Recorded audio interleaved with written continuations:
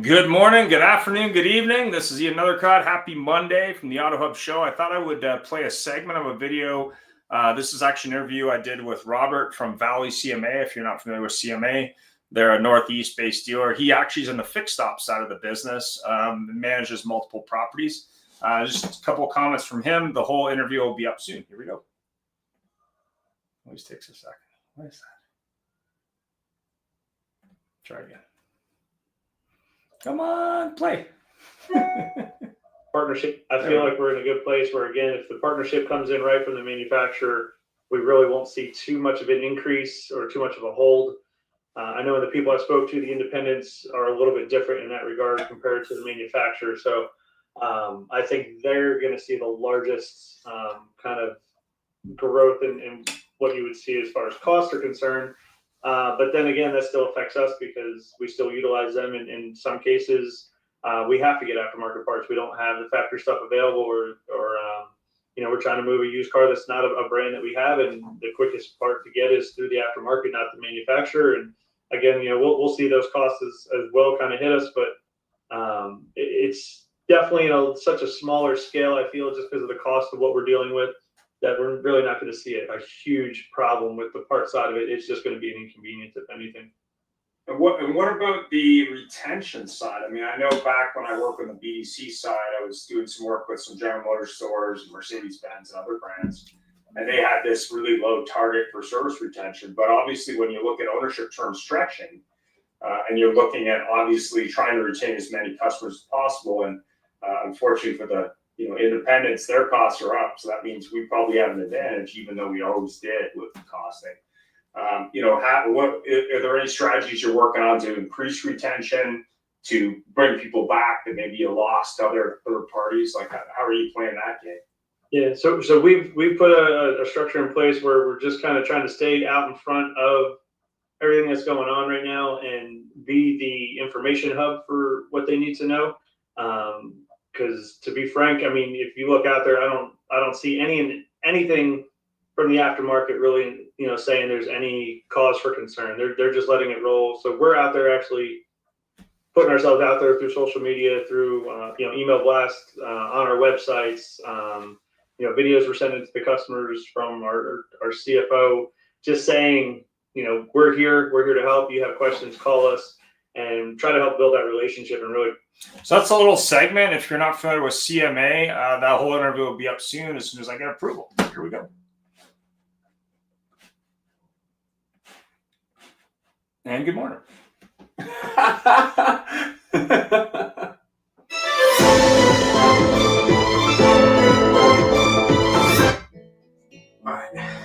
Life is about connection, having a support system to lean on, and roads to endless possibility.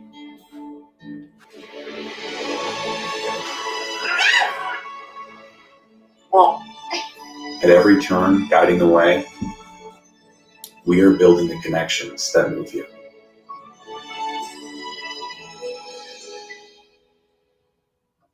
One of the really nice things about Larry, one of the reasons that we brought him to our dealership, is he's still very much aligned with our core values and with our brand, which is thoughtful and professional service. And because that alignment really worked out well, because he was so committed to the success of others, we really knew that he was the right person to spend time with our sales team, with our managers and each sales consultant. And we're just really thrilled to have a partnership with him. And so we thank him. How do you adventure? Is it fast? Is it free? Is it clear? Is it rugged? Is it remote? For your next adventure, trust MotoClose for buying, selling, trading, and protecting all of your motorized assets. Powered by Disclose Dealership Management Dashboard, your all-in-one DMS, CRM, menu, lead gen, inventory, staff, client, and deal management solution. Disclose DMD, Like a DMS, only better. Mention promo code AutoHub2025 to get special pricing, including waive setup costs, no contract, and your first month's free. Car dealers often underestimate the power of social media. Are you wondering why my face is plastered in your newsfeed? Are you a GM, dealer principal, or a manager at a car dealership wondering why you see me all the time on Facebook, Instagram, LinkedIn, TikTok, and all over social media? Well, that didn't happen by chance. I target car dealers that are in-market shoppers for social media services, and I'm going to do the exact same thing for you so that you target in-market shoppers for your brand of customers that purchase your vehicles. During my Viato days, helping car dealers appraise and price cars, everyone was asking me, what do I do on social media? What do I do with Facebook, Instagram, TikTok? And this was back in 2016. So here we are 10 years later. I started a company, became an entrepreneur, and now I help car dealers. They either outsource their social media needs to us, or we have a training and education center where we can teach all of your employees how to do social media in-house. 90% of consumers actually follow a business on Instagram. The average adult sits on TikTok for 2 hours a day in the rabbit hole. To learn more information about it or to get a demo from one of my sales associates, click the link below. We would absolutely love to help you. Good morning and welcome. So we have John and Al on today. We're going to also have more than likely Larry and Brandy on as well shortly. So I guess we wanted to start with John. Maybe you can tell us a little bit about you and what you do and answer the first question, which is, what's your best event story with your years of experience in automotive? Good morning, Ian. And everybody out there. My name is John Harashik. It's how like you're laughing, draw like you're cheering, and shake like the razor. I've been in automotive marketing for close to 30 years now. I've done Tier 3 with Sonic and Lithia, and I've worked for the OEMs for Mercedes-Benz and Infiniti. So I've seen both ends of, retail and corporate. To that end, the best story I ever had doing an event, I was working with Sonic at the time, and there was a very influential in the San Francisco Bay Area. There was a very influential general manager who ran a Mercedes store that insisted that he be a sponsor of the San Jose Grand Prix, which at the time it was the inaugural race down in it was a street race in downtown San Jose. So he insisted we get everything going down there because he thought it would be like Monaco or Dubai, where there were the affluent folks walking up and down the breezeways, and it would be very luxurious.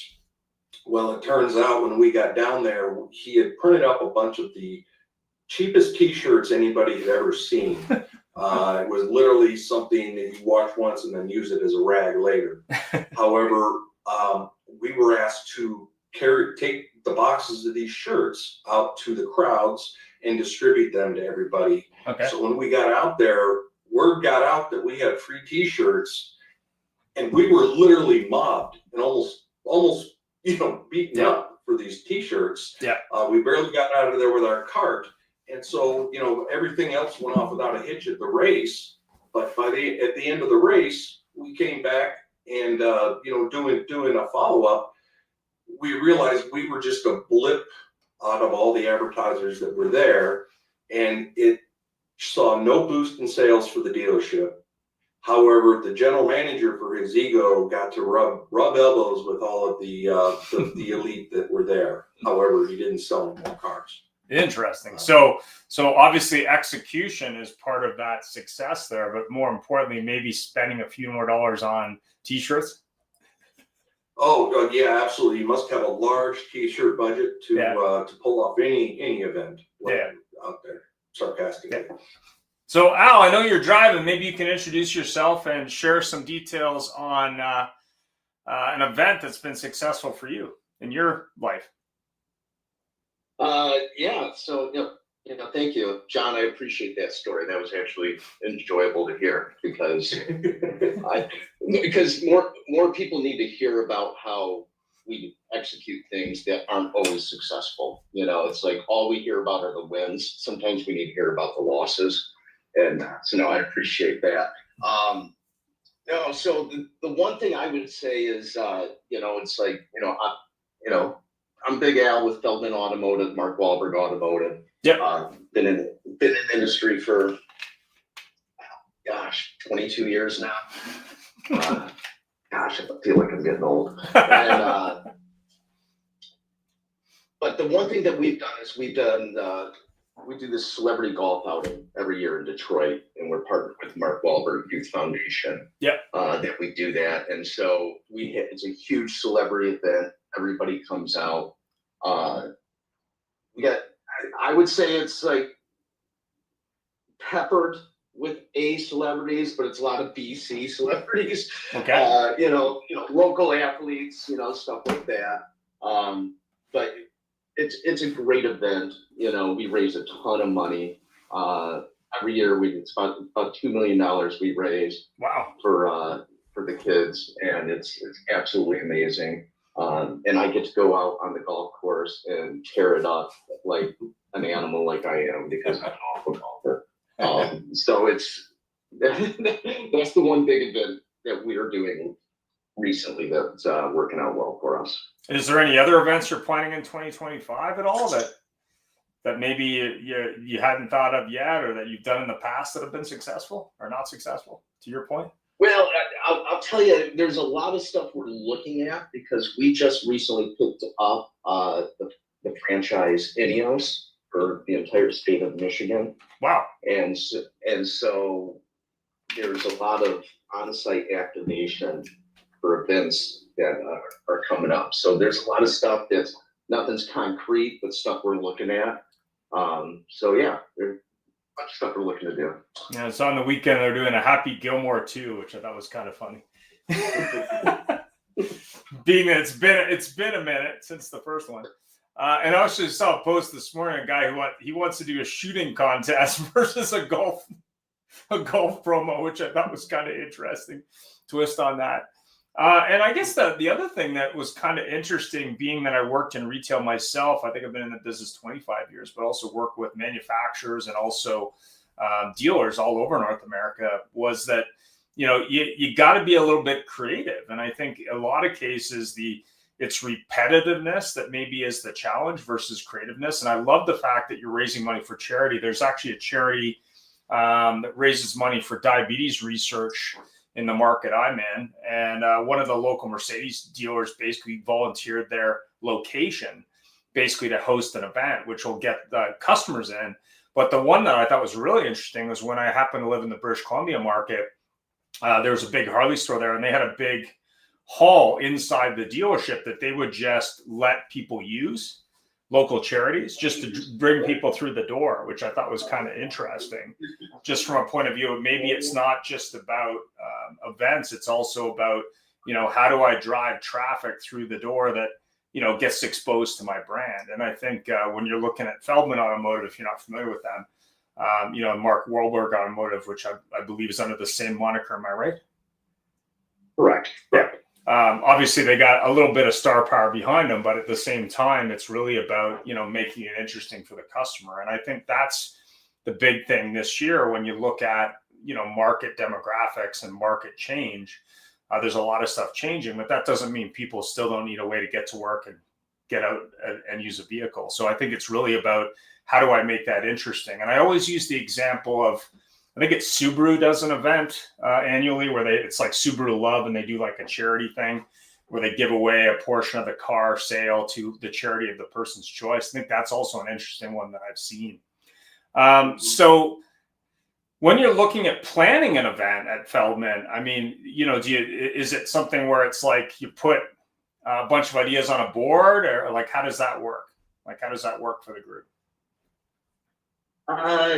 We do it a couple different ways. We're at the size with our group where more stuff is thrown at us than we create it. And then, so yeah, it's kind of like sit down in a room and it's like, what do we want to work on and do? I think the number one thing, and that I'm 100% committed to, and our CEO and our COO is committed to, is that if it isn't something that we're passionate about, we just don't do it. Because there's no point in writing a check if we're not going to back it 100% with our energy. And that's what we believe in, is that if we're not going to put our energy into it, then our check means nothing. And no one cares about that, seeing our sign up at an event where we have no representation and nobody's there. You know, they need to see that, hey, we care about what's happening. So that's how we kind of look at everything. And so we shoot things down pretty quickly. You know, it's like, hey, listen, we're not passionate about it. We're not going to do it. But when we are, we all get on board and just go after it. And is this something you do seasonally? Is it like once a year, or you do it like quarterly, or like how does that? How do you look at that? No, it's pretty much year round. Okay. You know, it's like, because we got over 20 rooftops right now, and every store is doing something a little bit different, and depending on who's managing whatever store, whatever they're passionate about, we jump on it with them, and we just back them 100%. Fantastic. So, John, obviously you've had experience in the retail world with a lot of big names, but also in the OEM world. I mean, what's your opinion on the OEM influence versus the dealer influence on this? Like, what do you think in terms of events? I'll tell you, on the OEM side, we were usually bringing an event to the dealer and offering it to them, that we were not trying to force it on them. So we gave them the choice to support it or perhaps not. And we definitely took their lead from an OEM side. Now, when I was on the retail side, we usually try to come up with our own events. We would be given many events, but we would always take a look at the media value, the outside values of what were brought to us, and it never really penciled for us. So we would try to build our own events. Okay. And I think one of the biggest, and I can tell you about a couple events that we had done that I found some real success with, but they were very large events. Oh, okay. So obviously when the manufacturer is looking at more like an annual event versus the dealer's looking at sort of monthly or quarterly event, obviously a different mindset there. And when you're looking at it from a all-in point of view, whether it be, I notice a lot of OEMs like to back different sports teams, but also annual year-end events tend to be something that I had a lot of exposure to when I worked retail, whether it was the Honda or different manufacturers. And I know there's some stuff going on with the Pebble Beach concourse with some manufacturers. When a manufacturer is looking at it and saying, hey, I want to drive traffic around a specific model or a specific time of year, is there like a thinking behind that? Like how do they come up with that? To be quite honest, I've worked for OEMs in the past that they would plan events similar to the Concours d'Elegance. Yeah. But then sometimes they would have just an event in a secondary market, maybe a third tier market, that really didn't make a whole lot of sense, other than the fact maybe the event was happening close to the home office. So I've seen good and bad decisions made by OEMs being in different types of events. There are other events where I don't think the OEM would spend enough, similar to my Mercedes story, with that one dealer being a blip on the map. The OEMs sometimes tend to jump into something large and not be a presenting sponsor. Right. And that can be difficult as well. I've seen multiple manufacturers be involved in a sporting sponsorship. However, one manufacturer is much higher up than the other one, so you don't see quite as many of those impressions, and they're just not as effective. So it's almost a waste of money, unless, hey, maybe they're doing it just for the tickets. Right. So question for you, Al. I mean, obviously you do. No, I was going to say, I just want to echo what John just said right there, because I agree 100% with what he said. Is too many times, the OEMs, and and on the dealer side, retail side as well, is that you jump into a sponsorship because you're interested in whatever the sporting team is or Right. the event is, as opposed to what's your ROI. You know, it's like, all right. So yeah, I agree with you 100% there, John.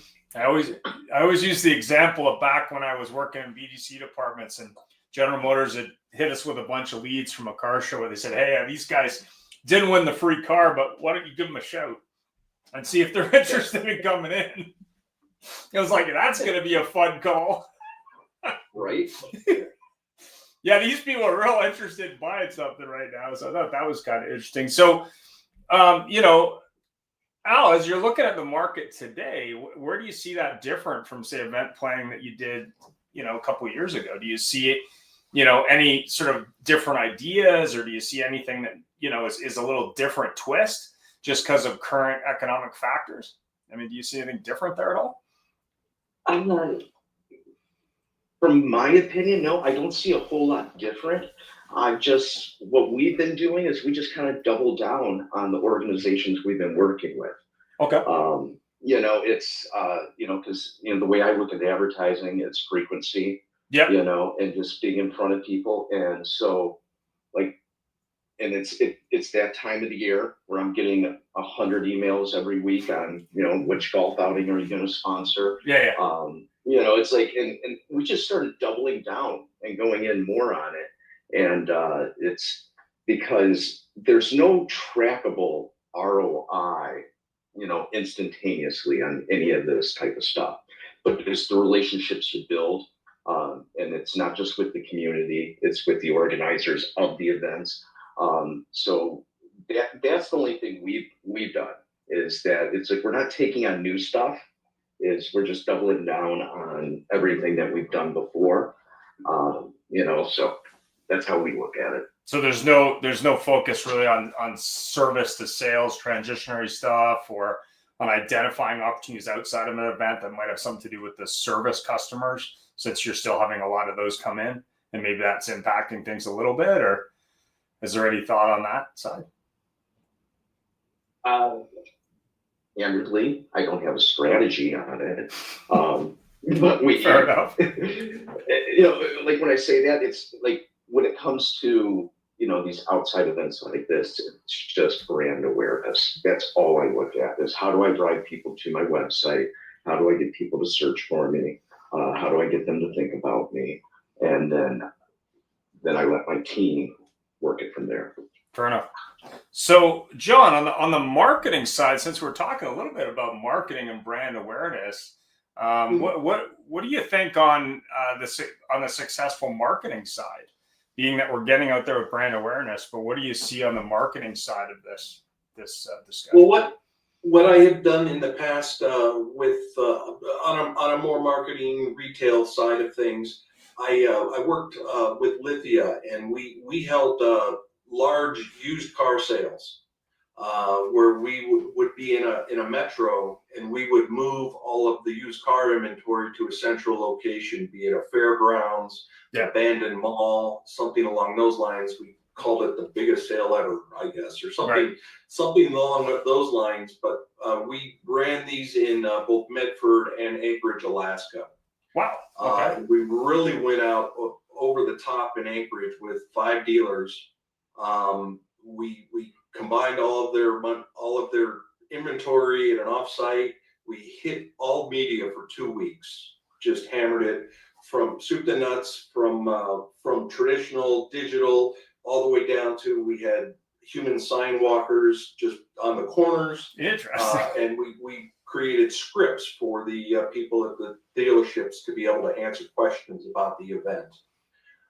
From there, we would partner with a bank or a credit union to get some type of financial incentive hook on our vehicle, and then maybe just send out vehicles that were under 90,000 miles, X amount of years or newer, depending on what market conditions could state.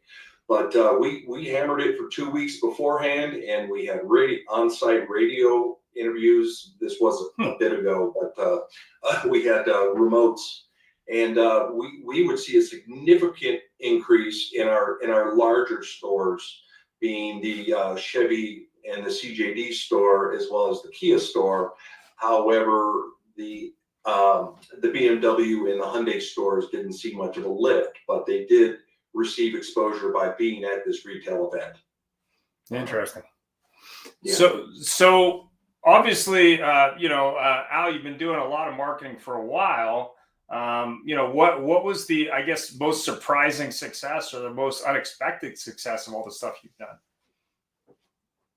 Oh, that's an interesting question. I guess the biggest one was we rebranded our Chevy stores in Michigan. This is 8-9 years ago. Sorry, my brain doesn't work very well anymore. I'm getting old. But yeah, it's like 8-9 years ago. It's like we rebranded ourselves as the #1 Chevy store in Michigan, and and we were able to do that by saying, not as a single rooftop, but we had more Chevy stores, and by volume we sold more Chevy. Right. And we went aggressively into the market as we're the #1 store in Michigan, and I was a little skeptic of doing it at first because I'm for one to brag about myself, and so it's like, and that's just how it felt to me. But our team, we talked about it, we did it, and it was highly effective. Just because people want to work with who's #1, Right. and that's just how it is. It's like who do you want to work with? The person last in line or first in line. And so it was extremely effective. It worked better than I was expecting it to. Again, like I said, just me personally as a human being, I'm more humble. I don't like to brag. Right. But by doing that, it was extremely effective. It annoyed every single one of our competitors. We got complaints from General Motors every single day. But it worked, and we increased our market share by over 12%. Wow. And it was very surprising, because like I said, just me as a human being, it was like, I don't like talking like that, but going as a company and marketing that way, it was very, very effective. Interesting. I'm the same as you are, Al, where I'm sorry, yeah, Al, I don't like to brag personally, but when it's somebody I'm working for, I have a little easier time, being a little more boastful. Yeah. It's one of those weird things where it's, you have to separate your mind from your body sometimes. So do you think that was successful because it was outside of the box, because it was, maybe you were uncomfortable about it? Do you think that's the reason, or do you think it was just like the braggadociousness of it? I think it was a couple different things. I think the bragginess was a part of it, and the second part of it was it's completely different from what every other auto dealer is doing. No one, and I shouldn't say no one, but most auto dealers out there aren't working on branding. All they're doing is throwing out incentives. Hey, you can lease a Honda Civic for $199 or whatever. They're not working on what their brand is and what their brand stands for.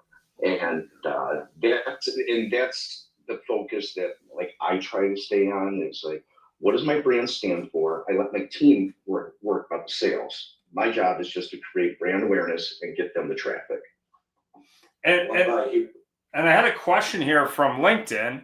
How can a dealer design a campaign that generates custom opportunities, I guess by model or by vehicle type or leasing versus financing? Have you guys ever tackled those kind of challenges? John, do you want to jump in, or do you want to? I have not. I don't have any experience with that personally. You got a thought there, Al? I'll tell you, so the majority of my stores, or not my stores, our stores, are Metro Detroit, which we are an 85% leasing market. Okay. And so, so in the Detroit area, it's like we just tackle lease nonstop. My stores that are in Ohio, it's like 50-50 retail to lease. And I really, for me as a marketer, I rely on the general managers in our stores because they're the ones living there. They're the ones who are interacting with the customers every single day, and I can get their feedback. Like, I'm a data guy. I'll look at numbers all day long, but there's a certain intangible thing as far as feeling how the customers react to stuff that if I'm not there every day, I can't see it. So I have to rely on their feedback. Right. Yes, absolutely. Yeah, I'd agree. I mean, if you're looking at, say, a lease offer or a finance offer, maybe even a vehicle offer, I know back in the early days of the pandemic, there was a challenge with availability of vehicles of certain types. So that obviously it would make sense to focus on the vehicles you actually had. And actually, I talked to a Cadillac dealer in New Jersey, and his challenge is too many EVs of the type that maybe customers don't want to buy just because the market doesn't really align with what the manufacturer is doing. He said, you got 40% EVs on the ground, but only 6% of the buyers want to buy one. So maybe there's an opportunity there to look at what you actually have and say, hey, how can I move these vehicles? So that way, maybe I can fill my inventory with vehicles that are more in line with my, average customer. So I think will certainly be interesting. And I've seen a lot of dealers push that pre-tariff sale idea lately. And I think that could also be done on the service side of the business potentially as well, being that chances are parts are going to go up. I was actually talking to John before the show about Toyota's decided they're going to raise prices. So I thought that was kind of interesting. But, are you dealing with that at all, Al, in terms of pricing increases? Has that been something that's been top of mind for the stores at all? Definitely not top of mind. We actually kind of have like a counter approach to that. Okay. Let's not talk about the elephant in the room. Is more of our mentality. It's like if people are like nervous, like let's not talk about that. We just don't do it. So even our teams, like we're coached that. It's like we haven't done any tariff, any marketing at all in regards to that. Our people call, they're like, oh, hey, our price is going up. No, it's business as usual. We're not increasing prices. Tariffs aren't affecting business. Come buy a car. Come do it right now. If the government wants to scare people, we'll let the government do it, but we're not going to add on to that fear. Right. And we had the same approach during COVID. Yeah. Everyone's, it's like everyone just like, how are we going to do this? It's like, hey, for lack of better words, like just kind of ignore the problem. Business as usual, and we take an approach is how do we keep people calm as opposed to how do we, push them into fear. Right. Let's keep them calm and just stay comfortable with us, and we're going to take care of you. So we haven't had any change in marketing when it comes to tariffs at all. Interesting. Yeah, kind of the Brian Benstock view. view. Just keep moving forward. Just keep moving forward. I was talking to him, I think at a SODU last year, and he was like, well, I was asking about Honda because Honda had adjusted some stuff. And he goes, yeah, I'm just going to move more Hondas. I'm not really going to worry about it. And I think that's a great way to look at it is basically let's just keep moving forward. Here's the other thing, as far as automotive business, it's like we're the most resilient people in the world. Like no matter what you think, we're still gonna cars. We're gonna do it. At the end of the day, the consumer still needs to buy a car. They still need to fix their car, regardless of any other outside thing that happens. So let's not react to it and just let's take care of business. So that's the mentality that we keep. Oh, that sounds good. Do you have any thoughts on that, John? Yeah, I'd have to say I totally agree with Al's perspective in that things are changing so rapidly with tariffs on, off.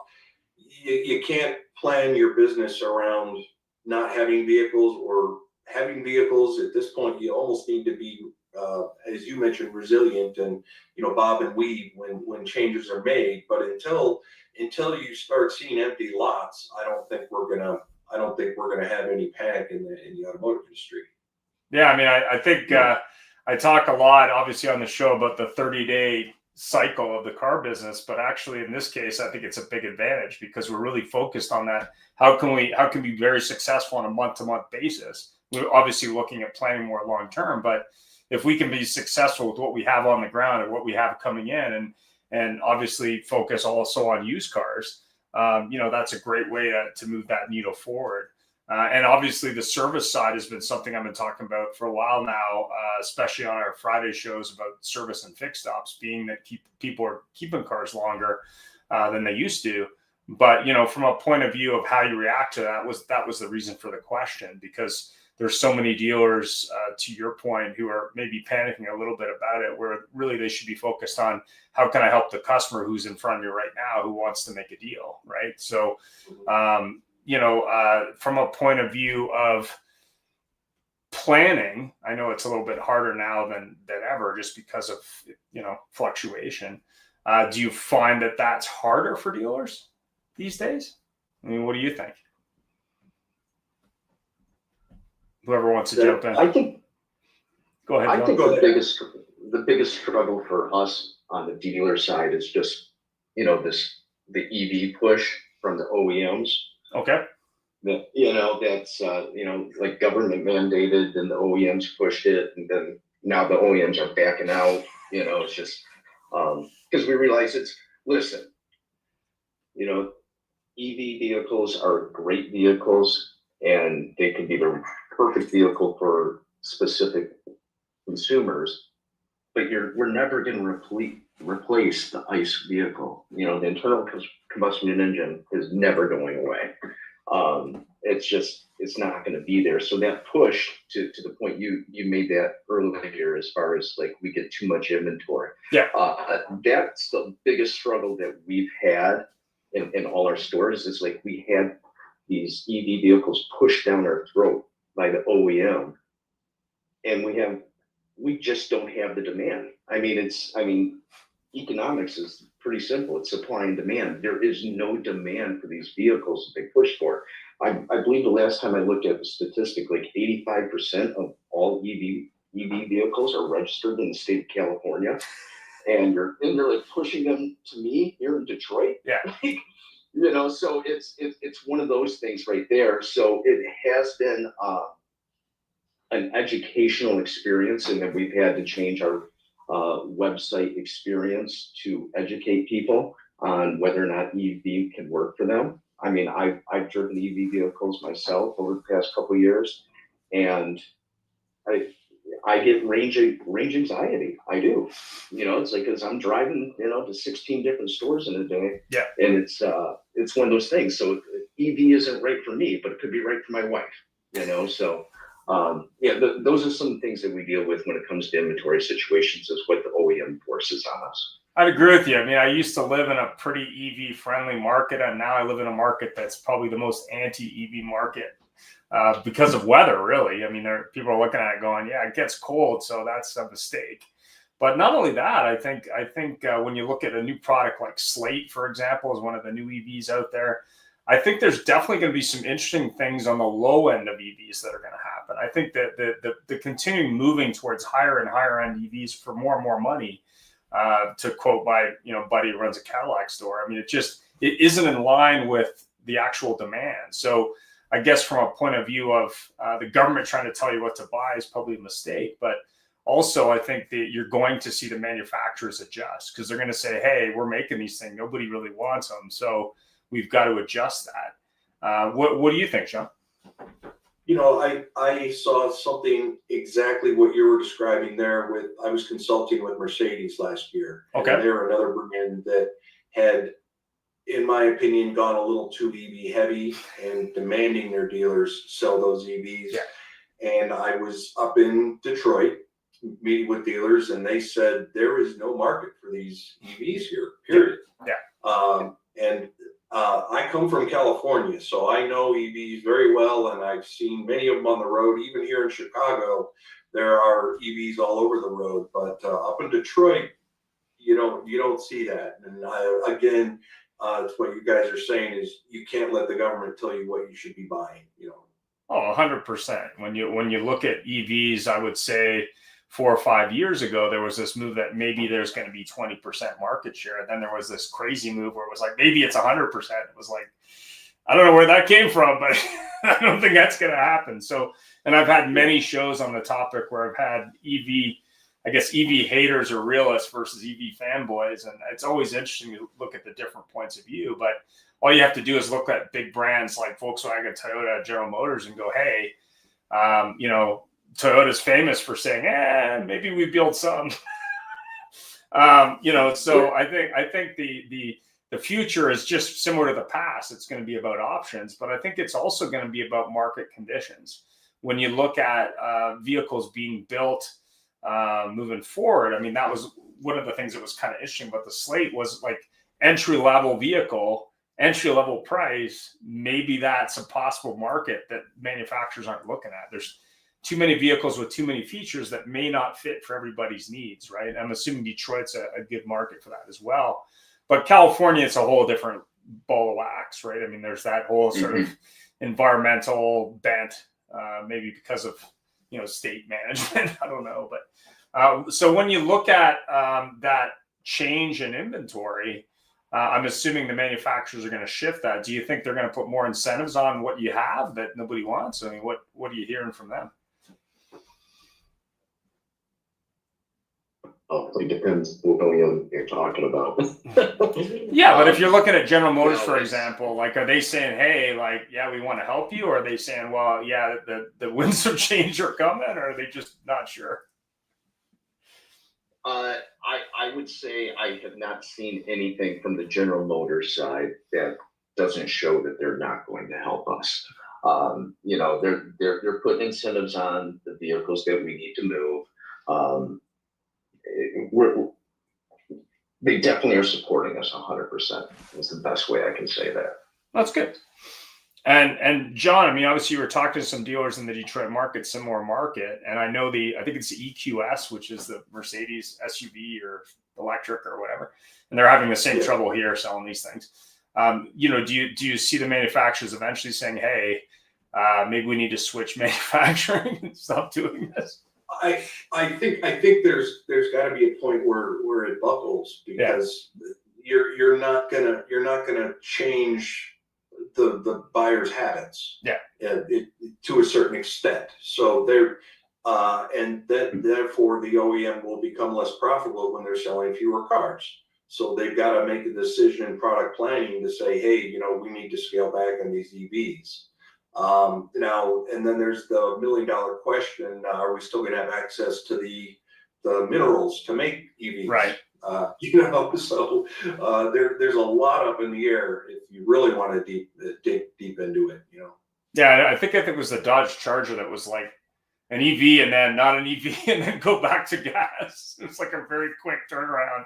So I think there's definitely some move towards, okay, maybe we shouldn't abandon the big V8 or the big V10 or whatever it might be. So I still think you're going to have a lot of demand for these vehicles of various types. But I think to your point, Al, it's about educating the customer. Back when I sold Honda products years ago, I used to have all these customers going after a hybrid, which at the time was kind of the alternative fuel vehicle. And a lot of the salesmen I work with were like, oh, I don't want to talk to that customer. They're strange. But the reality is it's just about informing the customer. And I think, the same is true with different models and different brands. It's a question of, do I spend time helping that customer find the right thing?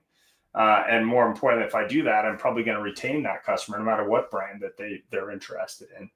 Go ahead. But that's a good point that you just made. And that's like one of the initiatives that I've been working on too, as far as like our website, as far as informing the customer. It's like, as an automotive dealership, we get so focused on converting a lead as opposed to educating. And, if we spend more time educating the customer, it's like we're going to get more customers. And the one thing that we're noticing here, and it's actually, I noticed this, my son plays travel hockey, and I was at some hockey rink that had the worst parking lot in the world. And every single hockey parent, guess what we all drive? Trucks and SUVs. Nobody's driving a Mini Cooper or a little Honda Civic. We're all driving these big vehicles, and nobody can even navigate the parking lot. But so that's one of the things that we're also noticing too, as far as inventory, is that people are downsizing a little bit. After, COVID and the chip shortage. Yeah. We went through these high price increases and people are walking out paying payments they've never paid before in their life. Yeah. And when it's coming time to replace their vehicle, they're like, hey, how do I step down on that payment? So it's, we are seeing a desire to downsize on the vehicles. So do you see like a downsize event or a make driving more affordable event where you can pick up some used cars too? Do you see that as an opportunity? Well, I will say there's some direct marketing I do with that. Absolutely. As far as whether it's direct mail or email campaigns, even SEM, not any like activation events or anything like that, but yeah, absolutely. And are you seeing movement between, say, a finance customer and a lease customer? I know you said you had lots of lease customers. Are you seeing movement more so to leasing just based on that? That's negligible right there as far as what I'm seeing there. Mostly it's just the downsize of vehicle. The person who thought they needed to drive a Tahoe goes, well, maybe I could drive a Traverse instead. I'm seeing a lot more of that. Interesting. And go ahead, John. You had a comment there? Oh, I was just going to agree completely. A lot of the folks I know around here are, they're looking to step down as well. They still want their large vehicles, but they're looking to bring down their payments in some way or another. So it's not a run towards smart cars or something. No, they're driving around in Escalades and such, and they're definitely not going to a Mini Cooper. Yeah. Mini Cooper. Yeah, well, they're like, why did I agree to a $1,200 payment 2 years ago? Can I do something a little bit less than that? Absolutely. Fair enough. And then from a point of view of bringing people back to the dealership, whether it be for service or for sales, do you do any events on the service side of the house, being that people are keeping vehicles longer? Do you do anything on the service side at all? For me, I don't do any events. We tried a couple, owner appreciation events every once in a while. And, they just didn't take off, and I don't know if it was because of our customers or if it was our staff. Could have been a combination of both. But I do continue to market with Mr. Cliss. It's, the thing I always said is like, listen, I can sell anybody once, but I can service them forever. So it's, I stay in front of them continually, whether it's direct mail, email, text messaging, always doing updates. We do pickup and delivery, complete text scheduling, which everybody loves. So I just stay in front of them the entire time. Just the one thing I know as a consumer personally, and as how my customers have responded, is that as long as I stay in touch with them and they don't have to reach out to me, I can continue to keep their business. They should never have to be going, who do I need to see about this? No, I'm in your face all the time.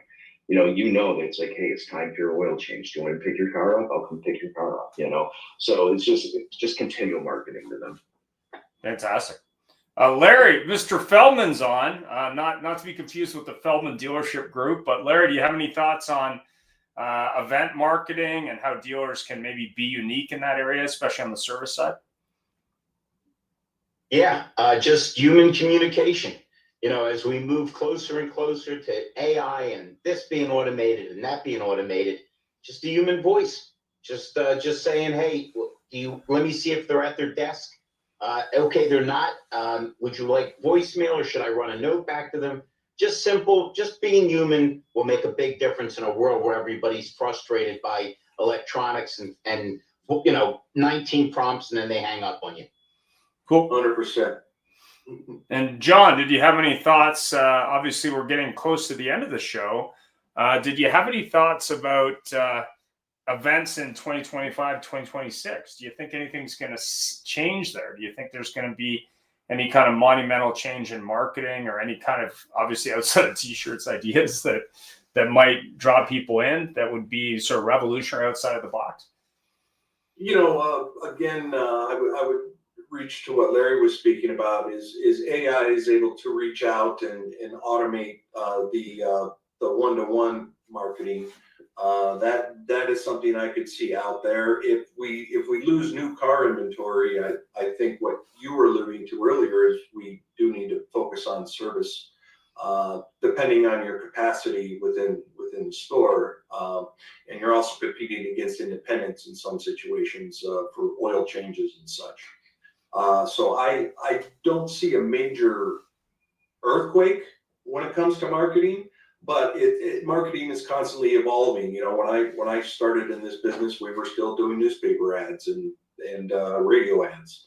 Now it's all digital, and I've worked for many digital agencies in the past that have increased my knowledge.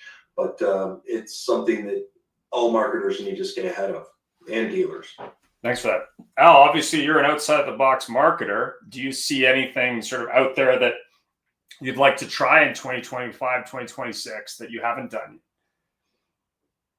I don't know if there's anything on my mind that's different that I want to try. I think I just want to perfect some of the stuff we have. To the point that John just made, it's like we used to use newspaper and there's billboards, all this traditional stuff, and everybody's digital right now.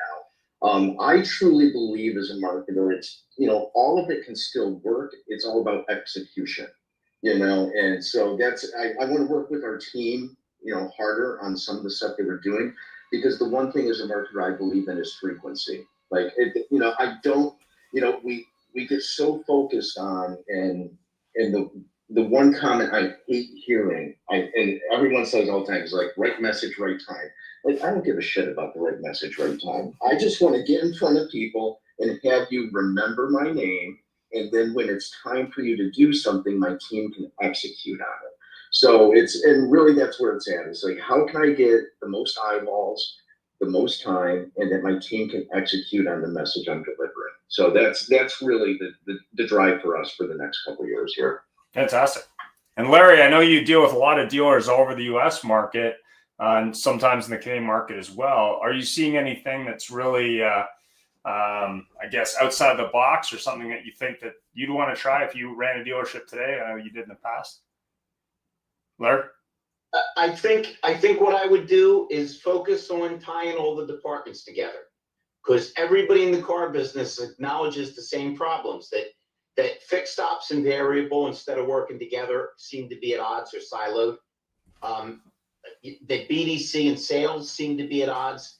If we could, if you've got a football team and the offense hates the defense and the defense hates the offense, I don't know what you're going to accomplish. It's like, the old analogy of 4 guys rowing and one's rowing in the opposite direction and you go in a circle. I would just try to tie people together, because communication is a huge problem in our world. Everybody's staring into a screen. Nobody can make eye contact. Right, guys? The other guys on the line, how many times you see 4 people in a restaurant and they were all on their iPhone? Why the hell did they even go out? They should have stayed home. Every day. Yeah, exactly. I see people all the time. I mean, my funniest one recently is pedestrians who seem to be more in their phone than walking across the street. And I'm going, just waiting for something to go badly. Ian, don't knock those guys. They're keeping the undertakers in the hospital because I'm walking through. I was gonna say their head down. That's Murphy's Law right there. I mean, Like, pay some attention to your surroundings. Or what is it? The other one that was really funny from over the weekend. People who wear headphones everywhere, like in grocery stores. It's like you're wearing a headphone to ignore the world around you. It's kind of funny.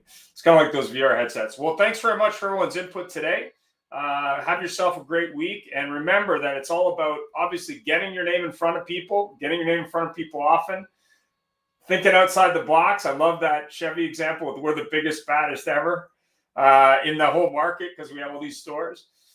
Don't be afraid to irritate the OEM sometimes just to get the game plan accomplished. And to Larry's point and multiple other points, obviously break down those silos and maybe do a unified marketing campaign. We don't care if you're coming in for sales or service as long as you're coming to see us.